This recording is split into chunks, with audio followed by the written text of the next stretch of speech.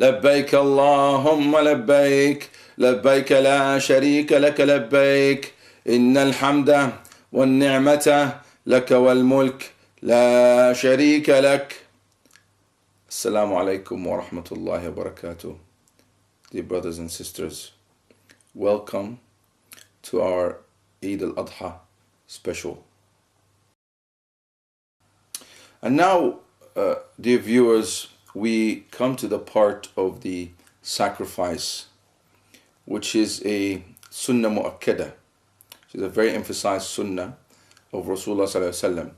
And this sunnah again started from the time of Prophet Ibrahim alayhi salatu wasalam.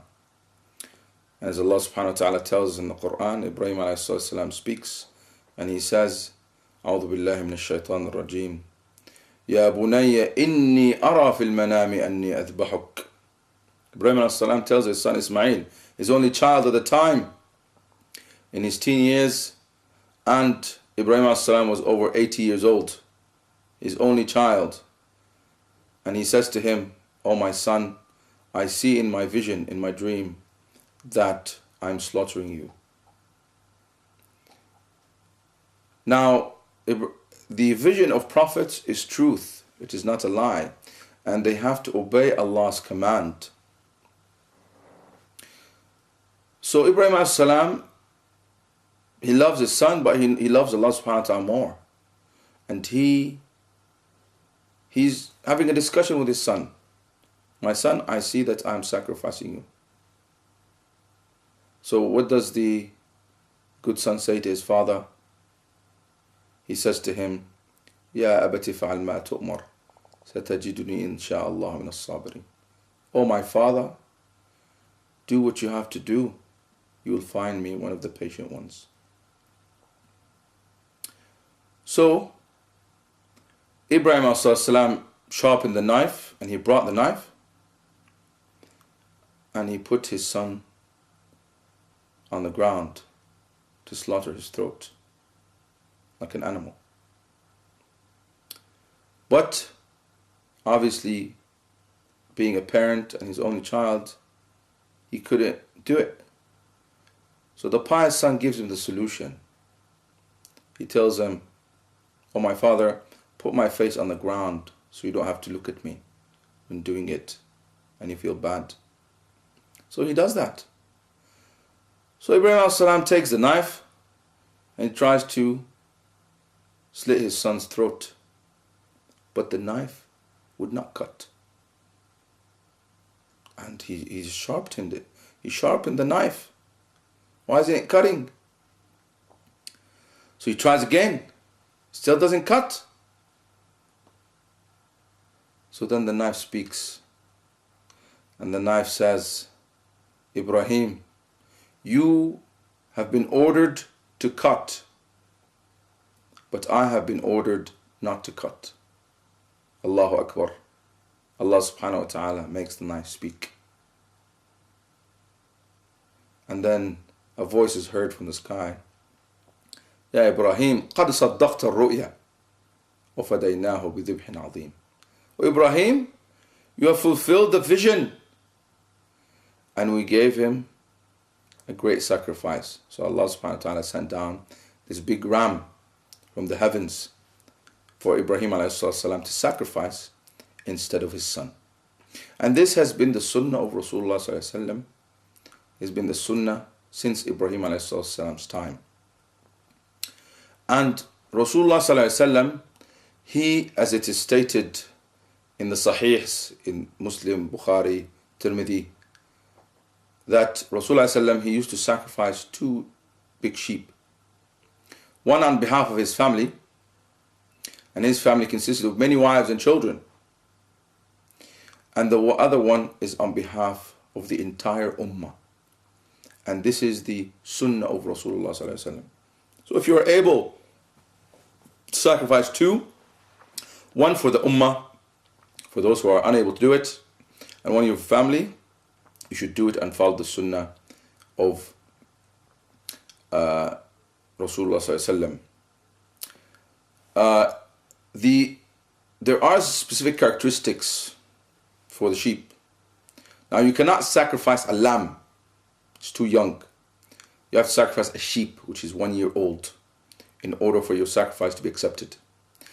Also, you have to do it after the prayer of the Eid. The Eid prayer, you do the Eid prayer and then you listen to the khutbah.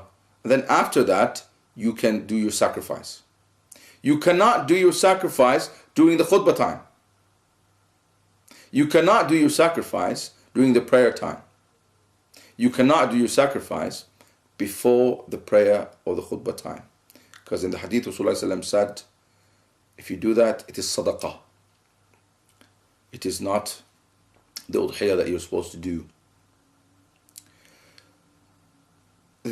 Some other additional characteristics for the sheep, as Aisha radiallahu anha reports in the hadith, talking about the sheep,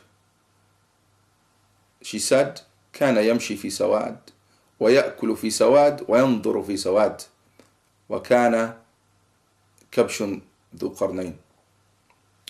She said that the sheep that Rasulullah would choose, you would choose the best looking sheep. And she said, it saw in black, walked in black, and ate in black, and it had 2 big horns. Which means that the head of the mouth of the sheep is black, and the eyes, around the eyes of the sheep is black, and the feet of the sheep is black. Now that does not mean that you cannot sacrifice any other sheep that doesn't have these colors. But if you can find one with these characteristics, you'll be following the footsteps of Rasulullah and you will get more reward, inshallah. And Rasulullah, he says in the hadith as well, that for every hair on the sheep, you get reward. And the other hadith, Rasulullah tells us that for every reward, it's equal 10 rewards. So you can imagine, I mean, it's beyond imagination, how much you would get reward for just sacrificing one sheep. You can also share a cow or a camel between 7 families. The sacrifice, like I said, starts after the khutbah of Eid Al-Adha, which is on the 10th of the Hijjah. And you have 3 days to sacrifice. You have the 10th, the first day of Eid, the second day of Eid, and the third day of Eid.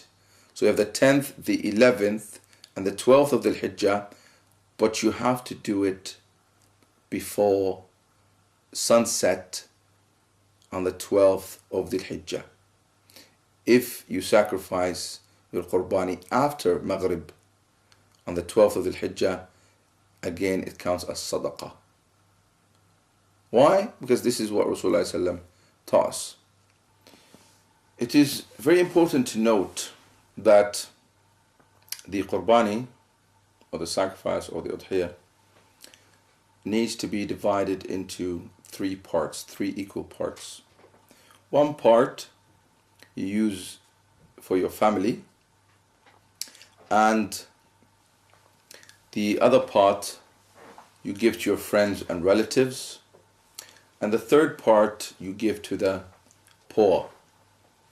Now, if there are poor people here in this country, you give them the share of the poor.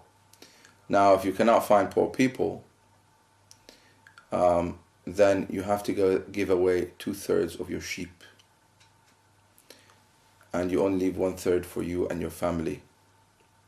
And the part for the poor, which you haven't given, you have to somehow pay that abroad for them to use that money. So it has to be done during the time of sacrifice. Again, the first, second, and third day of Eid before Maghrib. This has to be done in that country. If you've already sacrificed a full sheep in one of the poor countries, then you don't have to worry about in this country. Just take your 1/3, but the other 2/3 that you have here, you give them away to friends and family. The other point to note is the stunning situation. If your animal is stunned, it is not a valid qurbani to Allah subhanahu wa ta'ala, because this tortures the animal. And under UK law, Muslims and Jews are exempt from stunning animals due to religious reasons. We ask Allah subhanahu wa ta'ala to accept from us our ibadah in the days of the Hijjah, and our sacrifices and our salahs. And may Allah bless all of you and make you have and enjoy a happy day of Eid. And before I go, I leave you with one hadith of Rasulullah sallallahu alaihi wasallam. Rasulullah sallallahu alaihi wasallam, he said, "Man asa Allah yawm al-Eid, فكأنما عصاه يوم القيامة." He who disobeys Allah subhanahu wa ta'ala on the day of Eid, it's as if he disobeyed him on the day of judgment. Assalamu alaikum wa rahmatullahi wa barakatuh.